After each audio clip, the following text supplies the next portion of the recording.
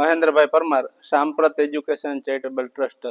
આજે Lions club Girnar તરફથી વિવિધ કાર્યક્રમો થાય છે, ત્યારે આજે બે કાર્યક્રમ આપણી સંસ્થામાં રાખવામાં આવેલા। એમાં જે આપણા દિવ્યાંગ બાળકો છે એમના ભોજનનો કાર્યક્રમ અને વૃક્ષારોપણનો કાર્યક્રમ લાયન્સની સમગ્ર ટીમ અને પ્રમુખશ્રી તથા સમગ્ર ટીમ રાજુભાઈ ભોજાણી, કમલેશભાઈ દોશી, ગિરીશભાઈ મસરૂ તેમજ સમગ્ર ટીમ ઉપસ્થિત રહેલ।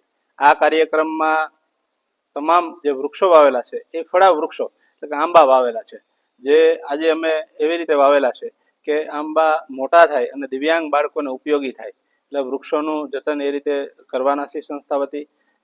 અમારા જે લાયન્સ ક્લબ છે ગિરનાર એ અલગ અલગ મહિનામાં દરેક જગ્યાએ જે કાર્યક્રમો કરે છે તેમાં દિવ્યાંગ બાળકો હોય, અનાથ બાળકો હોય, વૃદ્ધાશ્રમો હોય એમાં ભોજનના કાર્યક્રમો કરી અને એક સેવાનું માધ્યમ છે અમારા જયકિશનભાઈ દેવાણી, જેમનું સતત ઉત્તરોત્તર પ્રગતિ થાય। અને અત્યારે જે એ ચૂંટાઈને આવેલા છે ત્યારે અમારા સમગ્ર ટીમ વતી અમે સતત મહિનામાં અલગ અલગ કાર્યક્રમો કરી અને સેવાકીય વિશેષ કાર્યક્રમો કરીએ છીએ, જેથી કરી અને લાયન્સ ક્લબ દ્વારા સમગ્ર સમાજમાં એક સારો મેસેજ જાય કે દિવ્યાંગો સાથે સાથે વૃક્ષારોપણની અલગ અલગ વિવિધ કપડાનું વિતરણ કરવું, એવા અલગ અલગ કાર્યક્રમો કરી અને અમારી સમગ્ર ટીમ આ આયોજન કરે છે।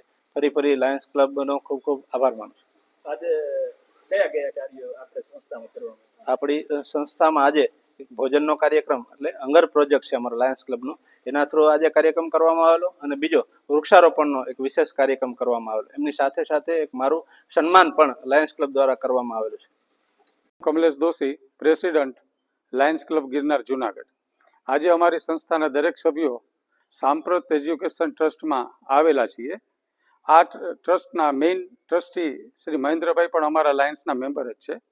અમારે ક્લબમાં જુદા જુદા પ્રોજેક્ટ કરવાના હોય, એમાં હંગર પ્રોજેક્ટ અને વૃક્ષારોપણનો પ્રોગ્રામ દર વર્ષે આ 15થી 20 જગ્યાએ કરવાનો હોય। એ પૈકી આજે સાંપ્રત ઇન્સ્ટિટ્યૂટમાં અમે હંગરનો પ્રોજેક્ટ કરેલો છે અને આજે વૃક્ષારોપણનો પણ પ્રોગ્રામ કરેલો છે। અમારી સંસ્થામાં આ વખતે અમારા મેન્ટર જયકિશનભાઈ દેવાણી સેકન્ડ વીડીજી તરીકે ચૂંટાઈને આવ્યા છે, એટલે આ વર્ષ અમે ખૂબ જ વધારે પ્રમાણમાં પ્રોગ્રામ કરવાના છીએ, કારણ કે આ એક પદ બહુ મોટું પદ હોય છે અને લોકોને ઉપયોગી થાય તેવા સમાજ સેવાના આજ પછી પણ ઘણા કાર્યક્રમો અમે કરતા રહ્યા છીએ અને કરવાના છીએ।